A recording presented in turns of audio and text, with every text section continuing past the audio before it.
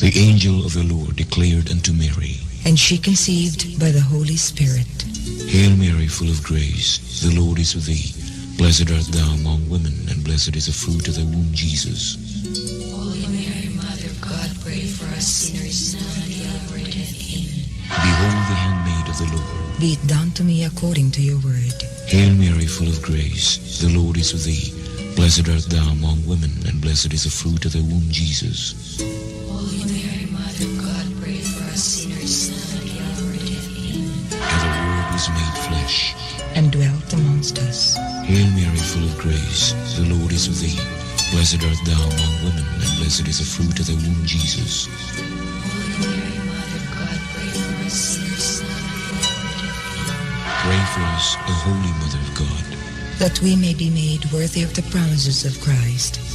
Pour forth, we beseech you, O Lord, your grace into our hearts, that we, to whom the incarnation of Christ, your Son, was made known by the message of an angel, may by his passion and cross be brought to the glory of his resurrection, through the same Christ our Lord. Amen.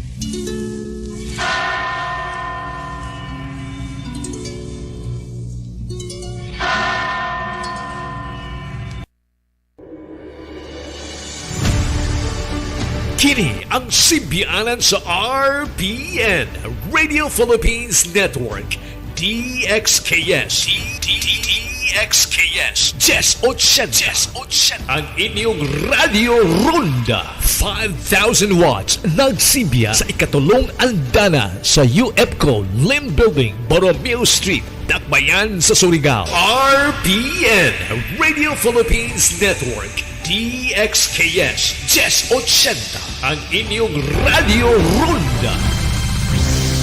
More news you can use from the trading floor and the global markets, and bring you more news you can trust in business and finance. Buy, sell, hold on The Final Word, weekdays at 9 p.m. only on CNN Philippines.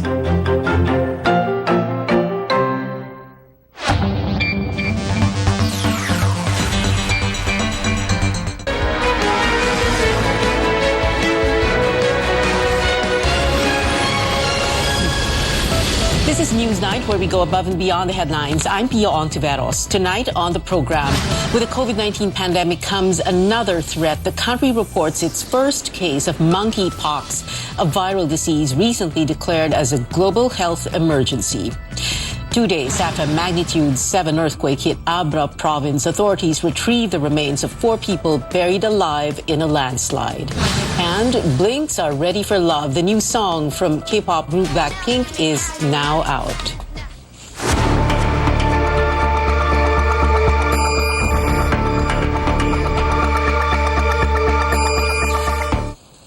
We begin tonight with the threat of another virus. The Philippines confirming its first case of monkeypox, a virus rapidly spreading in other countries. Rex Remigio tells us about the patient who caught the disease abroad.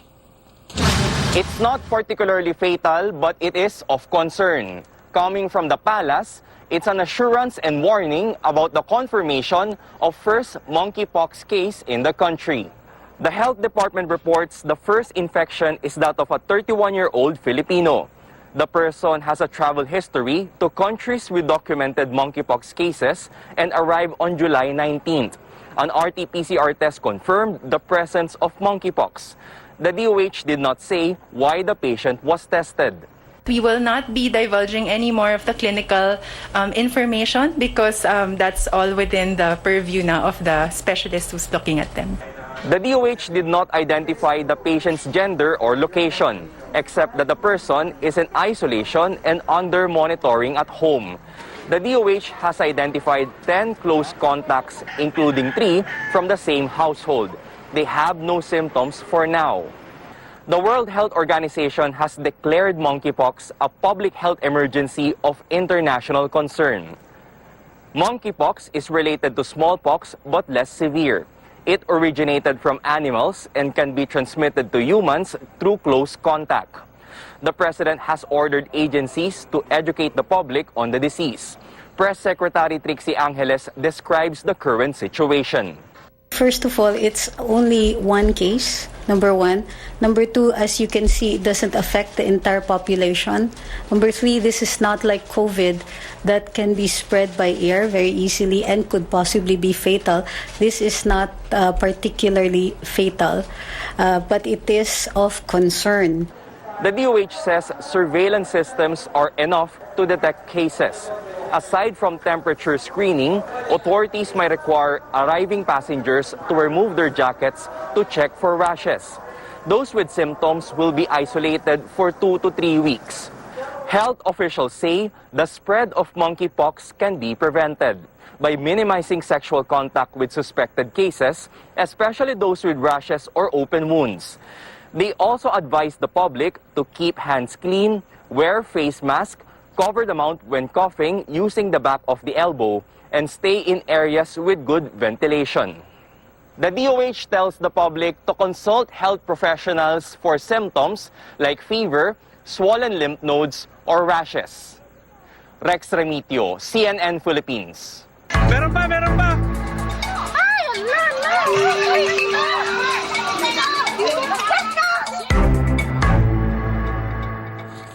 Search teams have retrieved the remains of 4 people buried alive in a landslide in Abra. The magnitude 7 earthquake that hit the province Wednesday morning triggered that landslide in Luba town. Education officials in the region say the victims, one of their students in Luzon National High School, a 21-year-old, a 17-year-old, and a foreman. Officials said the victims were on their way to work when the incident happened. Abra is under a state of calamity as people suffer from the earthquake aftermath. Experts from FIVOX are assessing damage and land hazards in the province. They say results of their study will help local governments carry out recovery plans. FIVOX has recorded over 1,000 aftershocks. Authorities record 6 deaths and 136 injuries. Nearly 19,500 people were affected. The estimated cost of damage to infrastructure is now at 48.3 million pesos. The magnitude 7 tremor not only destroyed houses and government buildings in Abra, it also damaged important heritage sites like the centuries-old Catholic Church in Tayum town, the epicenter. Our George Quiles joins us live from nearby Bangged town. Go ahead, George.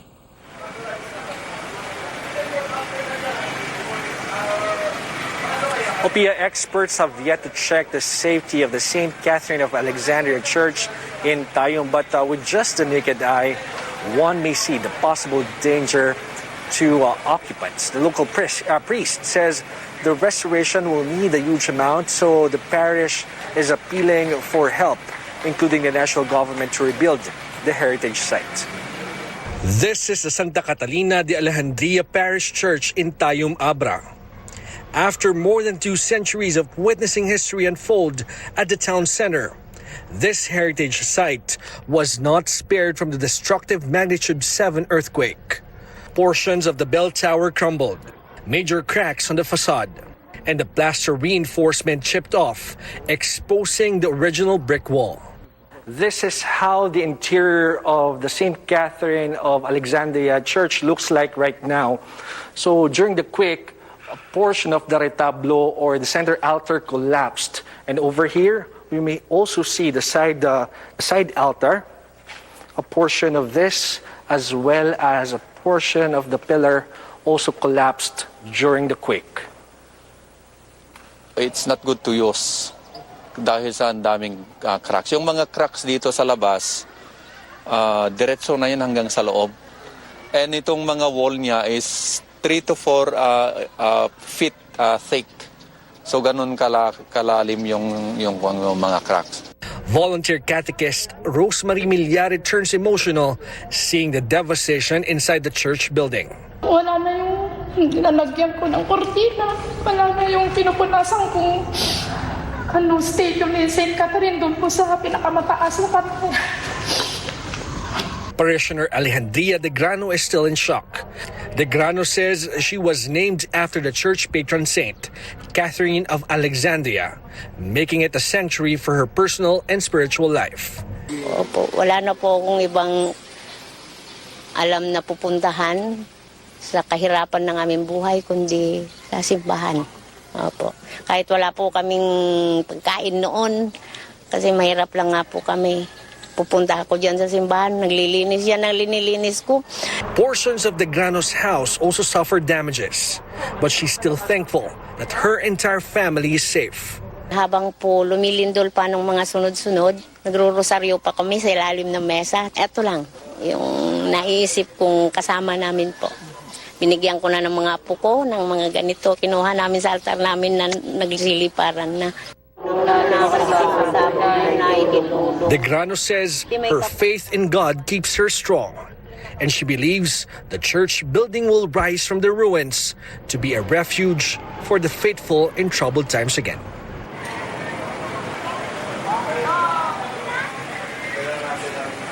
Abra is under a state of calamity, and the local government says it needs assistance to rebuild private and public structures. Earlier, Philippine Charity Sweepstakes Office General Manager Mel Robles visited Bangged and Danglas towns to hand over an ambulance, food packs, and medicine to survivors. Nag-resonate pa yung sona ng Pangulo that yung na biktima ng kalamidad, huwag nang pahirapan. No? So, dali-dali, pinadala namin dito. And sabi nga, while we were waiting or speaking, dumindol pa nga and you were here.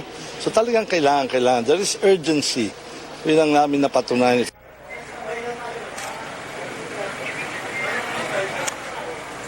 Local officials here in Abra hope people will be able to have a sense of normalcy in a week. Back to you, Pia. George Gilas there reporting from Abra. In Ilocos Sur, the local government of Vigan is rushing the damage assessment of the city's historical landmarks so it can decide on how soon it can accommodate tourists who come to visit its famous heritage sites. Senior correspondent David Santos joins us from Vigan. David, what are the challenges the city is facing in having to inspect these popular tourist attractions? Well, Pia, we're here at Governor A. Reyes Street, site of an abandoned ancestral home that has been reduced to rubble following Wednesday's powerful quake. Now, aside from insufficient resources and equipment, the city government also has to deal with limited personnel to do safety checks on hundreds of historical buildings and business establishments before its thriving tourism industry can return to normal. The Vigan city government hard at work trying to salvage what it can. Meron mga na-identify na houses na hindi na siya livable for as of the moment. The city has assembled teams of volunteer experts, architects, engineers, and conservationists. Their job inspect about 250 ancestral houses and historical buildings within Vigan's popular heritage sites. Bed and breakfast owner Charmaine Lim has been trying to get her place among those to be checked. She's hoping to accommodate guests attending a national convention Vigan is hosting next month. Nagtawag po ako ng karpintero para ho tentative munang i-check po. Pero mas mabuti ho yun, compliance po namin ng city. But City Hall says there's so much to cover. With limited personnel, it also has to examine hundreds of other commercial establishments as well as government buildings like schools and even museums. Kung pwede silang mag-hire or kumuha ng mga structural engineer to certify that the building is safe and sound to occupy already. This hotel has hired the services of private technical experts to do the quake damage assessment and skip the line waiting for the City Hall inspection. Once they get their safety clearance, they can resume operations. Charmaine plans to do the same. Despite finding no visible damage in her inn, she won't reopen until she gets the go signal. Dahil kung may mangyari po sa mga guests, malaki hong responsibilidad namin.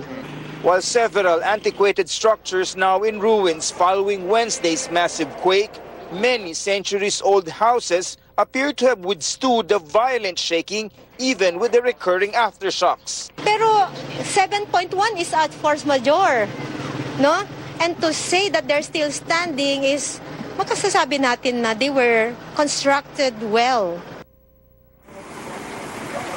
Now, officials here are asking national agencies and even international organizations to help Vigan's beloved heritage district not only to become operational again, but also to protect it against future disasters, Pia.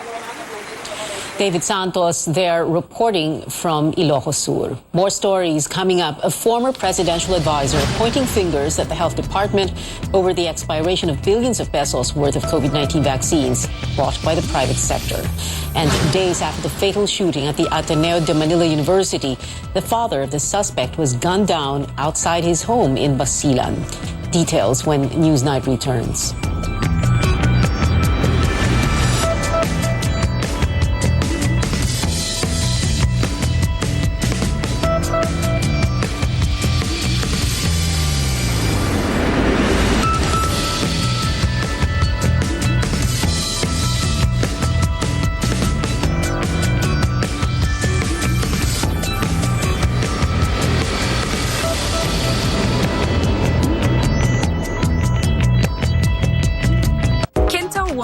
Toyota's global leasing service gives you the freedom to move, to go where you want, the freedom to be productive, freedom to pursue your passion. Kinto One, powered by Toyota, lets you choose how you drive your life, giving you the freedom to enjoy what matters most. The freedom to drive worry-free is yours. Kinto One. Subscribe and drive. It can be dangerous out there. Buti na lang there's locally super fruits with 3 kinds of fruits that are super in many ways. First, there's our dragon fruit drink na mayaman sa prebiotics that aid digestion. Second, there's our passion fruit drink with no added sugar and high in vitamin C. Lastly, we have our mangosteen drink, good for your heart. All superfruits contain more antioxidants than your average fruit to help protect your immune system. Superfruit for super you. Fried chicken? Timplang happy. With easy-to-cook Magnolia Chicken Timplados. Iba't ibang sarap ng chicken, kaya. Anong Magnolia Chicken Timplados mo? Iba't ibang easy chicken sarap.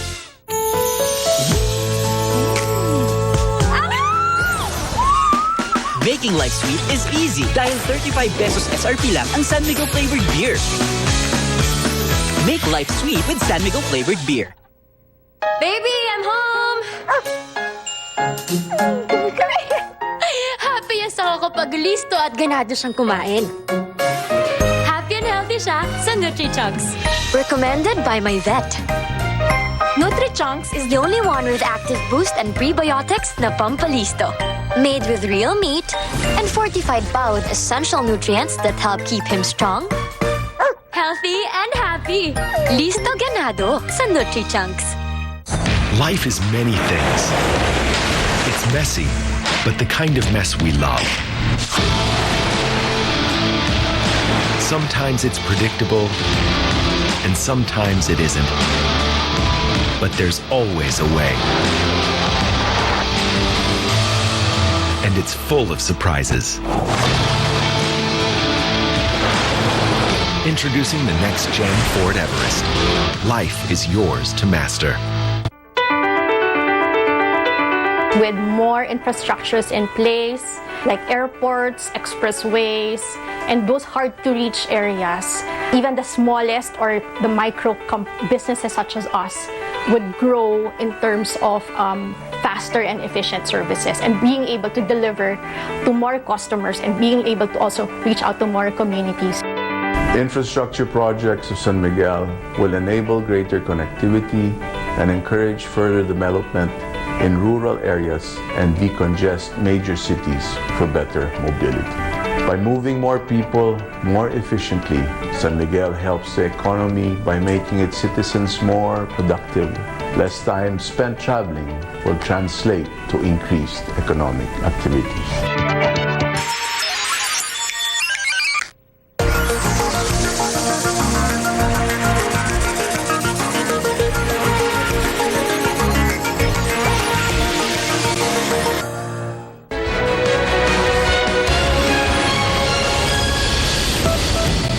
Welcome back. The father of the suspect in the shooting at the Ateneo de Manila University in Quezon City shot dead in the city of Lamitan in Basilan. Lamitan police say Rolando Yumol was gunned down outside his home at around 6:30 in the morning.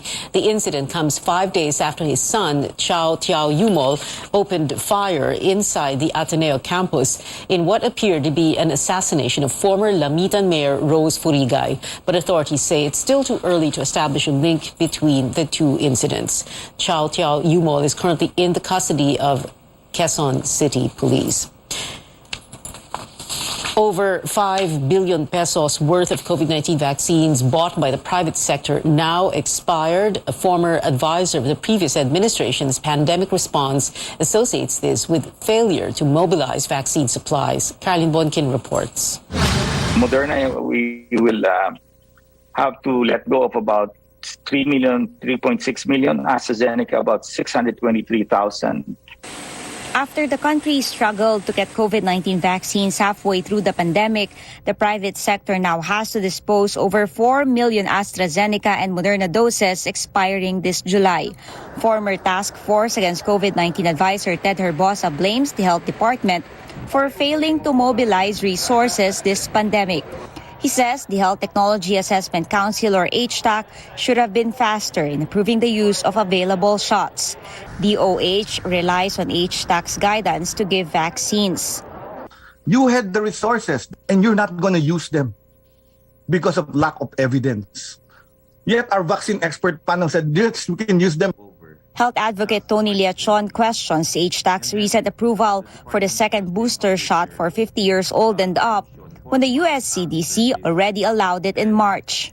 Na-flag na yung waning immunity sometime in February or March.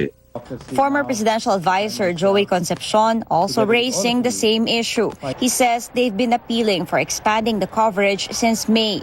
Concepcion led the private sector in buying millions of vaccines, of which half were donated to the government. But Concepcion says it's time to move forward.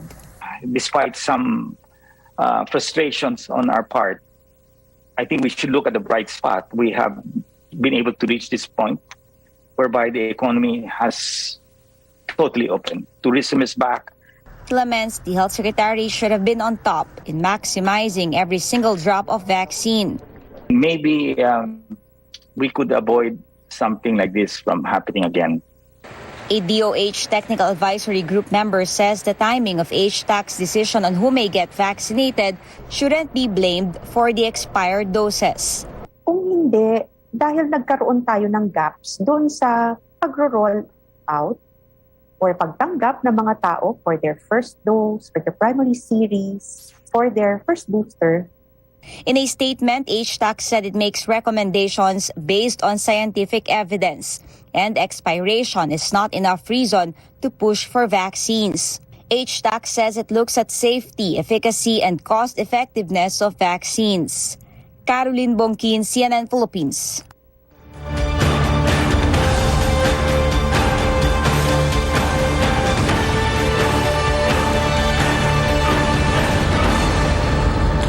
For the third time this month, President Bongbong Marcos vetoes a bill ratified by both houses of Congress. Lawmakers say they respect Mr. Marcos's decision, while an analyst explains a new president's veto sends a strong message. Amor Santos has that story. Less than a month in office, President Bongbong Marcos has already vetoed 3 bills passed by the previous Congress. Even his sister, Senator Amy Marcos, wondered why the president rejected the Bulacan Airport Special Economic Zone and Freeport. He also refused to enact the strengthening of the Office of the Government Corporate Council. And recently, he blocked the expansion of the franchise area of an Aboitiz-owned firm, the Davao Light and Power Company.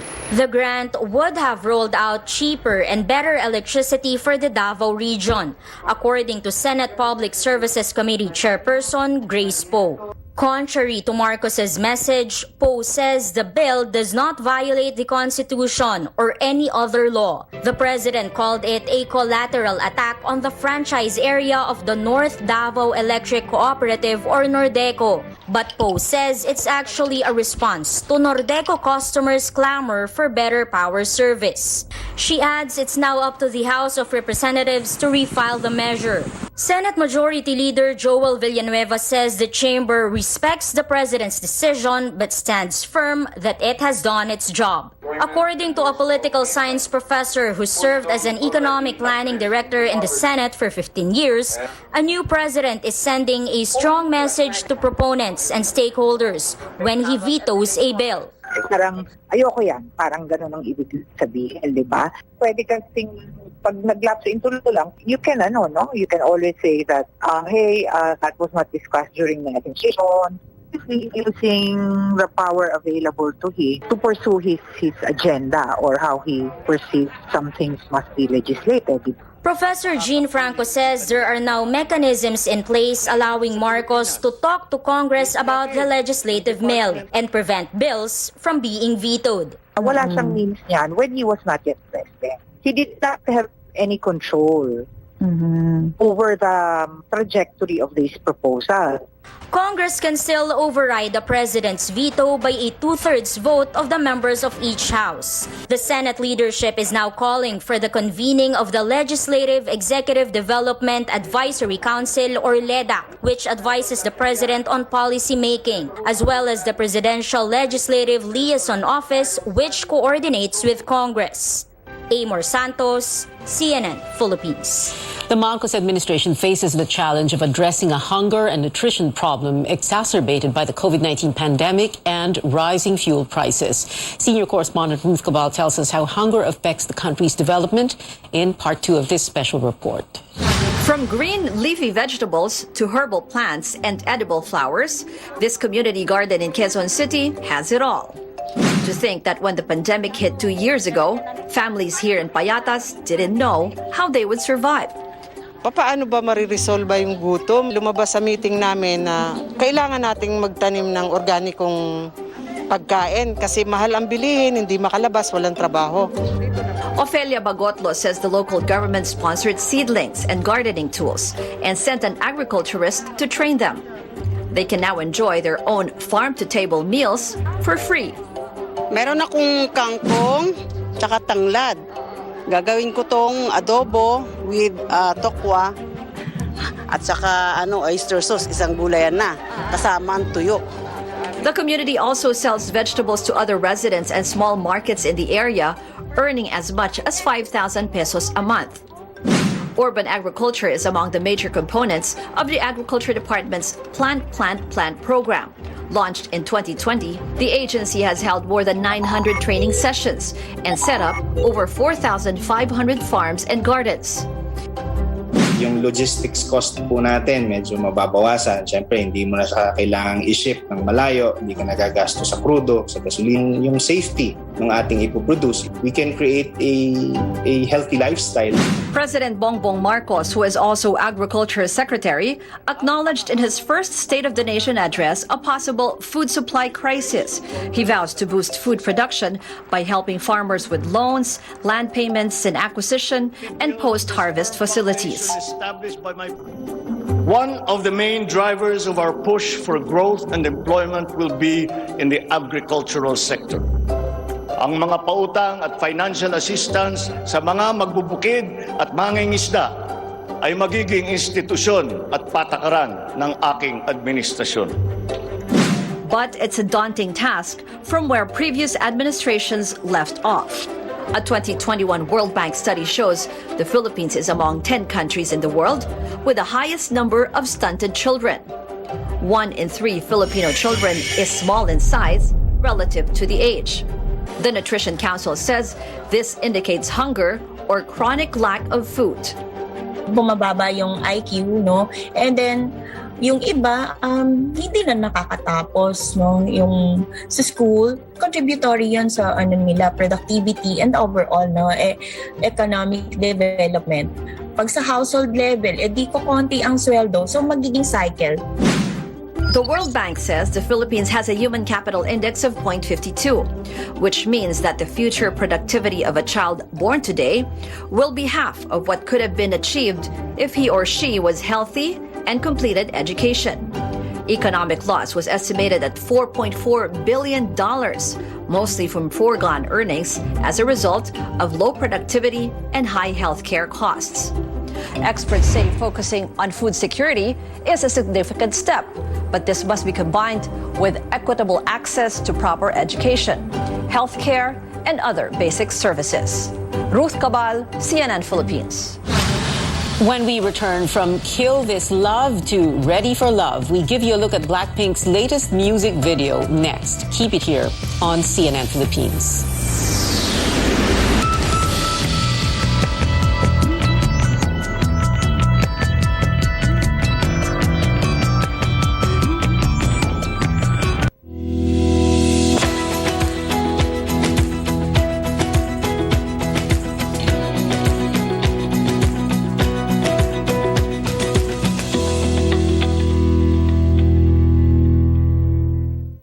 My faith in God led me to all these blessings.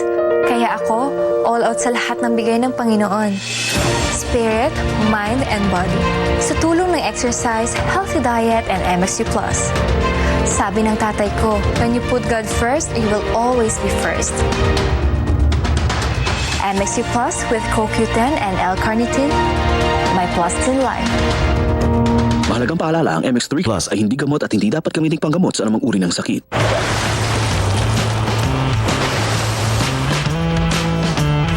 To those who said pickup trucks are only for work, or that never been done means can't be done,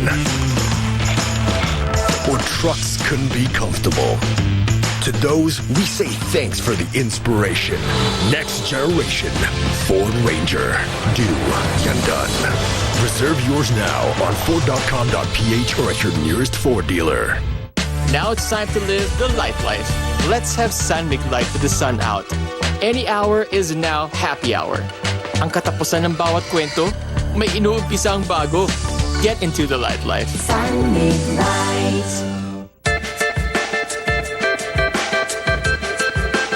If all-out action is what you desire, then head to the forest heartland of Cagayan Valley, Quirino Province. It is tagged as the basket of happiness because in Quirino Province, you can experience the enjoyable and breathtaking from waterfalls, bountiful caves, river system, and landscape, and the richness of its culture. Being situated in the Cagayan Valley has its perks. These include bountiful harvests and foliage that provide livelihood to the people of Quirino Province. Talagang maipagmamalaki namin yung talent namin na ganito kasi ang probinsya natin ay napapakilala dahil sa kagalingan ng mga tao natin dito sa Quirino. Mga customer natin, binabalikan naman, nagugustuhan yung handmade natin. A trip around Quirino Province won't be complete if you don't indulge in their local dishes. Adobo pato and pansit batil patong. So sa mga turista po, sa mga karating nating probinsya, naanyayahan ko po kayo na tikman nyo po ang batil patong ng Quirino Province. Ang adobong pato po na isa po sa specialty namin, pinagmamalaki po ng probinsya ng Quirino po. Cut your travel time by taking the Skyway Stage 3 and Tarlac Pangasinan La Union Expressway before heading east to this beautiful province.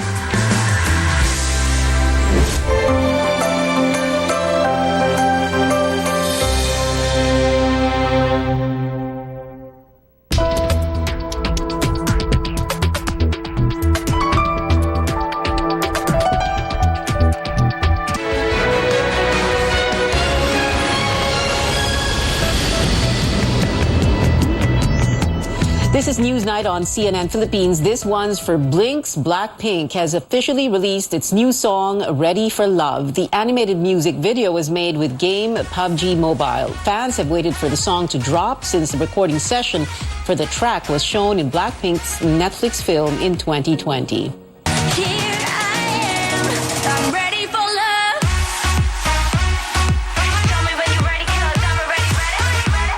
preview of the song and its in-game concert, The Virtual with PUBG, which premiered last week. And that is it for now. Join me again on news.ph at 7 p.m.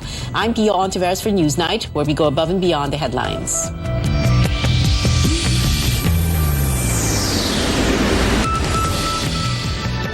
RPN Radio Philippines Network. Radyo Ronda DXKS Surigao. Member, kapisanan ng mga broadcaster ng Pilipinas.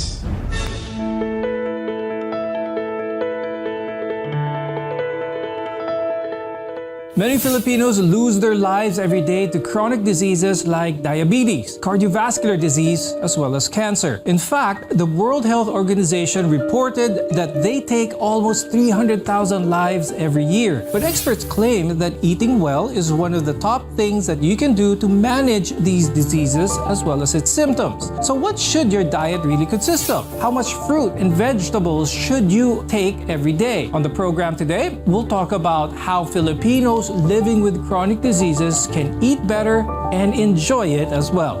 I'm Dr. Freddy Gomez, and this is MedTalk Health Talk on CNN Philippines.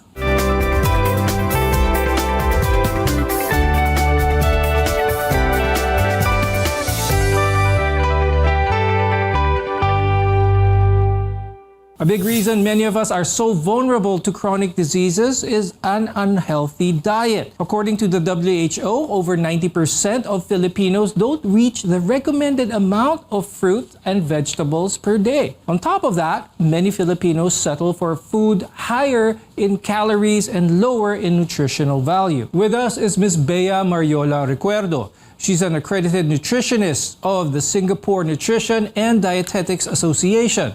We're also joined by Dr. Caroline Narvacan Montano.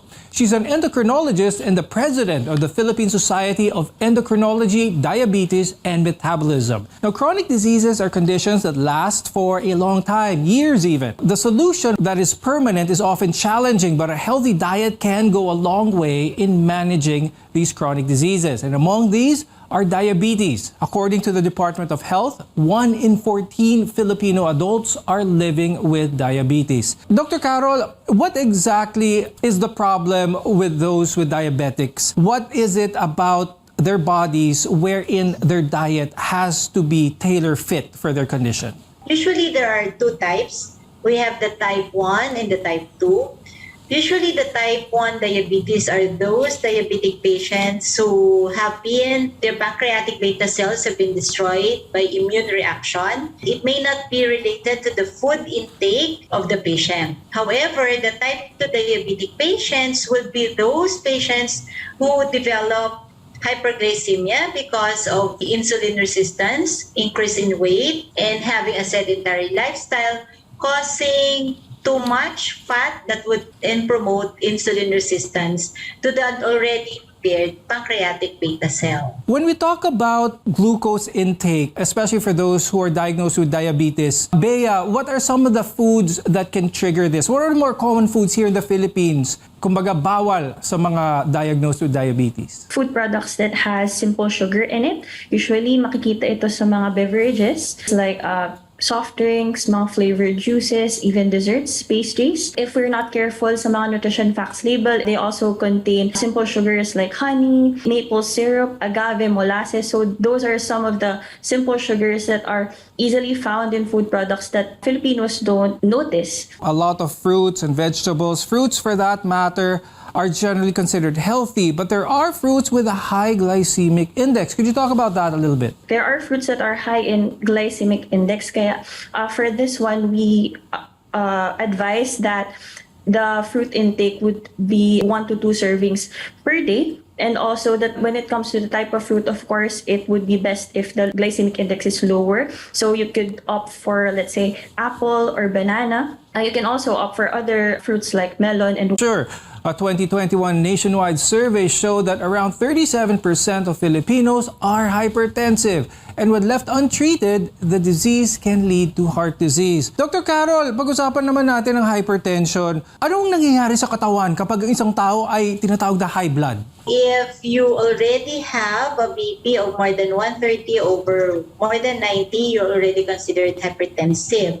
Now, the reason for this may be that you're having some problems in terms of the metabolism of salt, probably salt in your body, and this may be brought about by too much intake of salt or saturated fat, or even trans fat. So diet also plays a big factor here, katulad din sinabi ni Dr. Carol. Ngayon, Bea, pagdating naman sa pagkain, maraming minention si Dr. Carol. What are some of the food that people with hypertension, ano yung mga dapat iwasan nila? oily food, of course, yung mga deep fried, and also it includes fast food and mga processed foods. Unfortunately, they are very high in saturated fat and trans fat. Yun yung mga dapat iwasan. Now, as you cut back on foods high in sodium, it may take a little time for your palate to adjust. So be patient with the diet and you'll see effective results.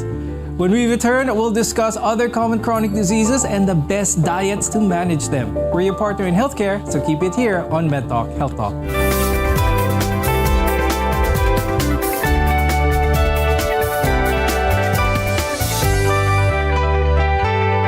SMC, San Miguel Corporation.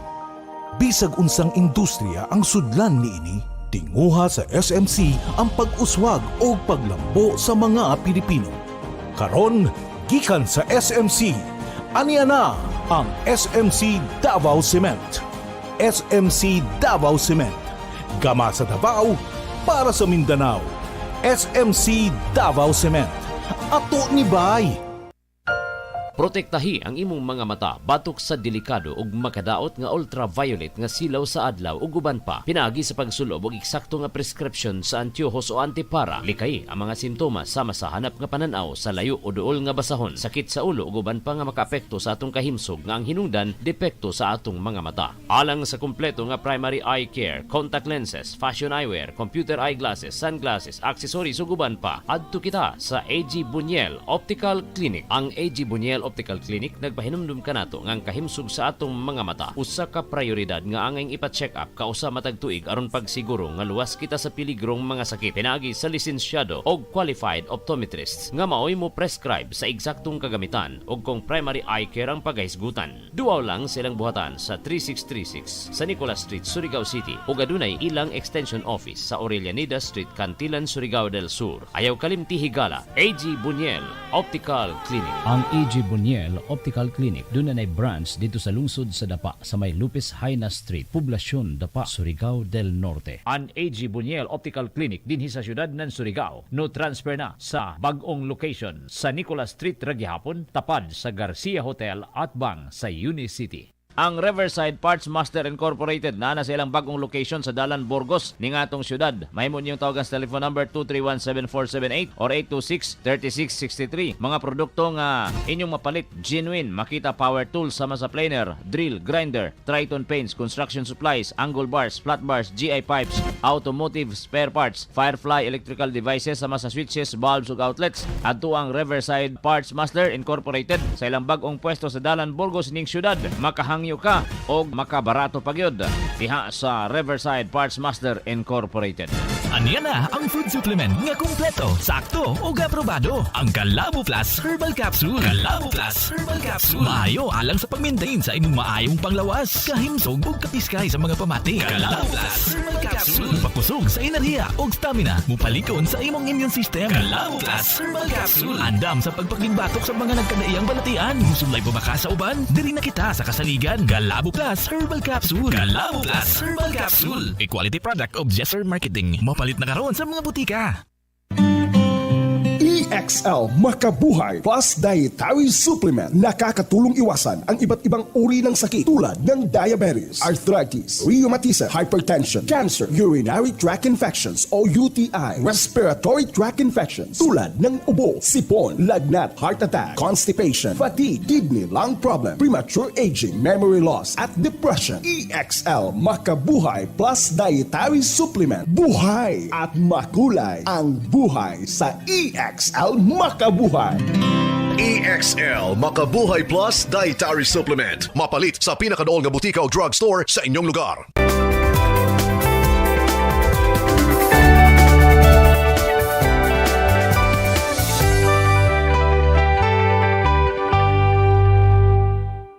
Today, we're talking about the best diets to protect against some of the most common diseases. I'm Dr. Freddy Gomez and welcome back to MedTalk Health Talk. Earlier, we discussed the prevalence of diabetes and high blood pressure here in the country. These two conditions can lead to problems sa puso natin, which is the leading cause of death here as well as around the world. Dr. Carol, pag-usapan natin yon. How can all of these chronic diseases really eventually affect yung cardiovascular system ng isang tao kapag hindi ito naagapan, hindi ito hininto? Now, if diet will not play a big role in terms of its control, all of these diseases can really progress and have the complications that we don't want to have our patients to have. We always advise our patients that even if we have a lot of medicines in the market, these medicines will not work if we don't have diet and exercises together with the management of their chronic diseases. Is there a time where pwedeng sabihin,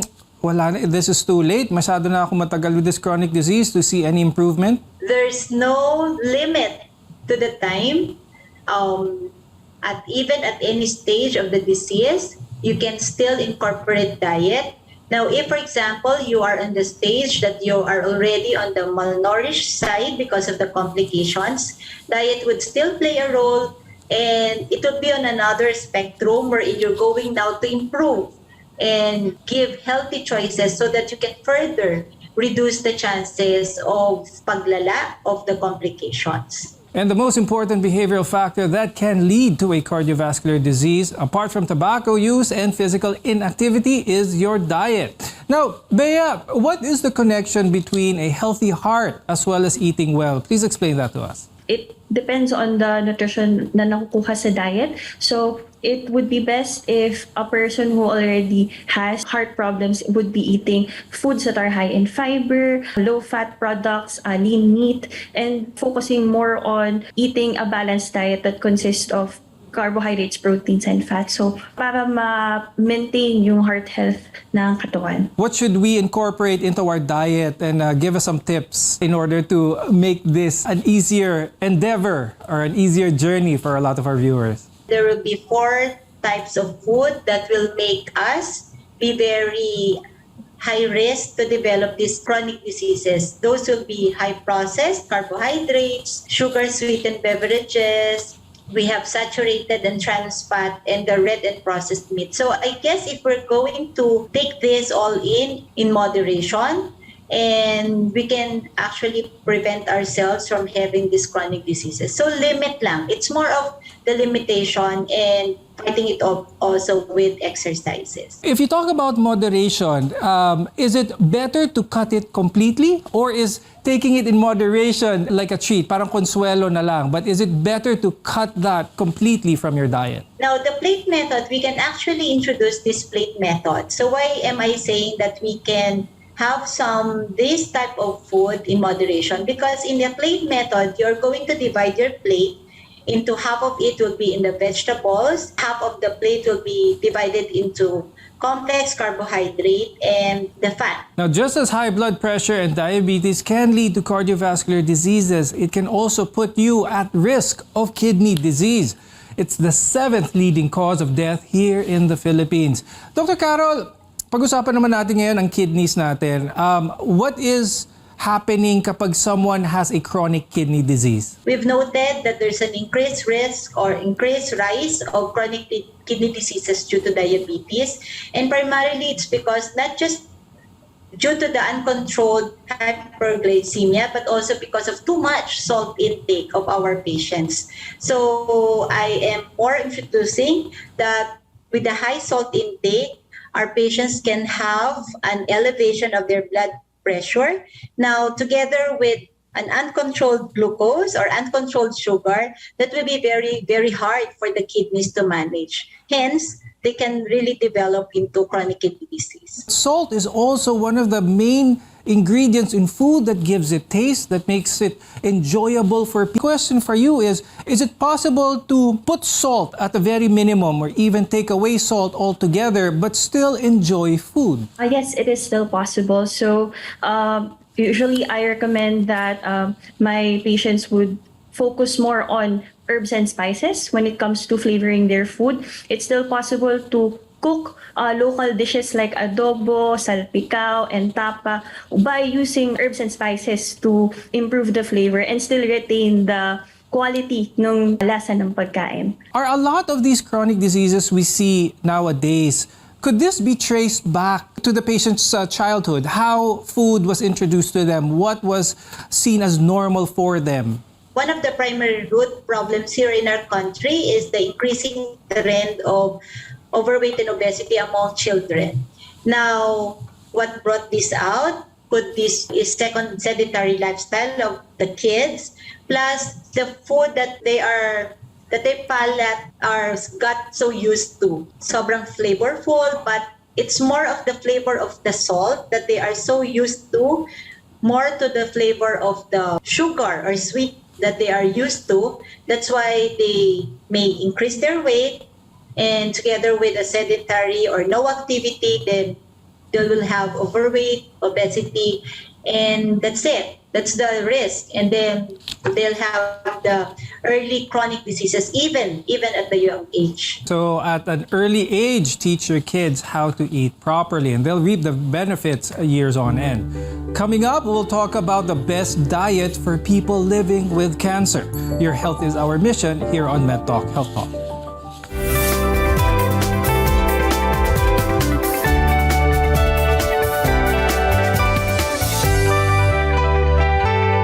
SMC, San Miguel Corporation.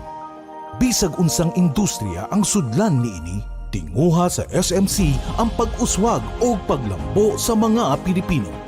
Karon, gikan sa SMC, aniya na ang SMC Davao Cement. SMC Davao Cement. Gama sa Davao, para sa Mindanao. SMC Davao Cement. Ato ni Bay. Maayong balita sa tanan sa atong panginahanglan sa panimalay, mga gamit, ingon man mga dekorasyon, pwede na natong mapalit diha sa Wellington Bazaar. Anausab sa Wellington Bazaar ang mga bestidahon, karsunison, plain t-shirt, plastic chair, floor mat, mantel, banig, folding bed, habol, mosketero, trapal, lideret, basketball, stuffed toys ug mga dulaan sa bata. Ang Wellington Bazaar ana magalagad kanato sa Dalan Kaimo ning Dakbayan sa Surigao. Wellington Bazaar, gikan sa mga kawani ug tigdumala sa Wellington Bazaar. Mayong adlaw alang kaninyo. Wellington Bazaar, sukion ta sa kanunay. Uy, Day! Naunsa man ka, Day? Day, kanang glisod na mo kakita, Day. Uy! Sus, naunsa ba ka? Uy nga, katong ni aging bulan. Okay pa man ka. Naunsa Day karon? Laot siguro ni sisingunit aning cellphone ka na si computer, Day. Da, mo lagi na akong ingon ba? Uy, Day, nakoy balita para sa imuha. Gamit og Lutein Plus, uy. Lutein Plus? Oo, tungod ang Lutein Plus, Day, doon na kini 13 ka ingredients. Hindi lang kini para sa mata, kundi sa imuhang tibuok lawas. Nga maka-assist pod sa imuhang anxiety ug depression. Ang Lutein Plus o sa ka-award-winning brand nga gikan pa sa New Zealand. The award-winning supplements from Clean Green New Zealand Omega Plus ang support sa heart and blood system. Ang Lutein Plus ay 13 ka mga ingredients lakip ng vitamins A and C. Dili lamang kung maradyaw sa itong pananaw, nagsuporta sa binis sa ato intirulawas ning panahon nga jara kita kuman sa COVID-19 pandemic. Kinahanglan magpabilin kitang himsog inom sa Lutein Plus, Omega Plus and Primrose Plus of Gel. Inintanan available sa New Family Drug, Palma Drug sa Aquarian Pharmacy. Pagdalaga o gulitaw na gani, kinahanglan limpyo ug hamis kanunay ang kutis. Gamit og Karisma Kojic Soap. Karisma Kojic Soap, pampahamis, pampaputi ug pampabata sa panit. Karisma Kojic Soap. Karisma Kojic Soap. Mao kini ang tubag alang sa mga teenager nga gusto magkaakpa og gwapo. Karisma Kojic Soap, mapalit sa inyong mga suking butika. Mga Surigaonon, ana-anay maayong lugar na adtuan ang Interior Hub Home Furnishing Shop nga nahimutang sa Dalan Borromeo ning Dakbayan sa Surigao. Anaa kanila ang barato na mga gamit para sa pagpagwapa sa inyong banyo, kusina o tibuok balay. Nagtanyag sila sa mga packages, sa faucet, wash basin ug toilet bowl with complete fittings na swak sa inyong budget. Sa Interior Hub Home Furnishing Shop, daghan kay kapilian, mga bag-ong mga designs ug dekalidad ang mga produkto. Interior Hub Home Furnishing Shop, Borromeo Street, Surigao City. Owned and managed by Earl Brian Palma. Contact number 0945-3060-648. EXL Makabuhay Plus Health and Wellness for God's Glory. Nakay pasyente ma'am no mo isuon o sa gibati ato ma'am. Ang gibati ato niya dok, ikalihok yung mga lawas, ang ulo lang makalihok, ang kamot dili, wala na di nakadaw yung lawas, bugab na nakaayo. Mandi maasa yung tiil. Makabuhay Plus lang jud tuloy ang sa Ginoo. Samtod nakalakaw na di siya dok. Primero ina niya pero hinga na di ang pamati mga lihok na pagkatudis, makakaon na siya, makagulit na sa kusara. Makabuhay Plus lang jud tuloy ang sa Ginoo jud. Tingin pa na namo nakakita ni ani sa mumbalay na nagmotor na jud. Sige pangalan nimo ma'am? Charlene po, Dagaturi. Makabuhay! EXL Makabuhay Plus Dietary Supplement. Mapalit sa pinakadool nga butika o drugstore sa inyong lugar.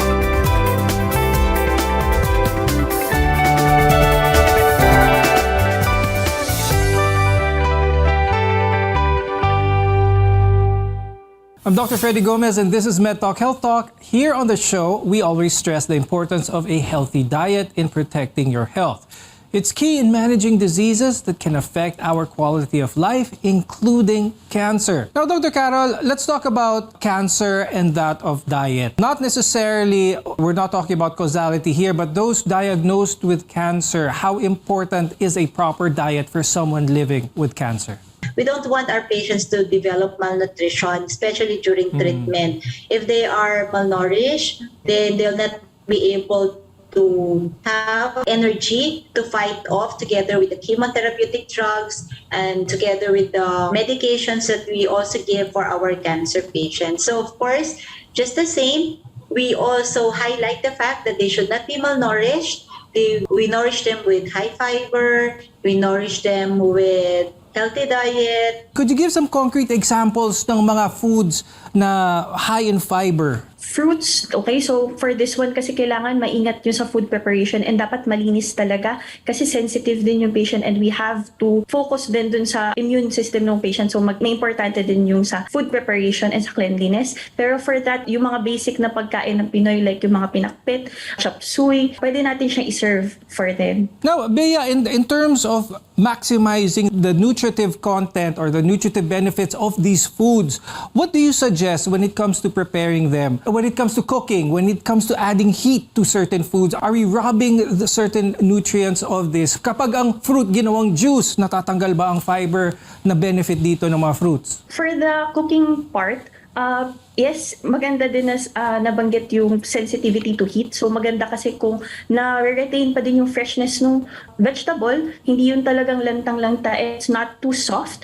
So it would be best if there is still a crunch when it comes to cooking the vegetable as parang indicator na hindi na overcook yung vegetable and hindi nawala yung mga certain nutrients na kailangan ma-retain. And when it comes to fruits, yes, it would be best if the fruit is eaten as a whole fruit.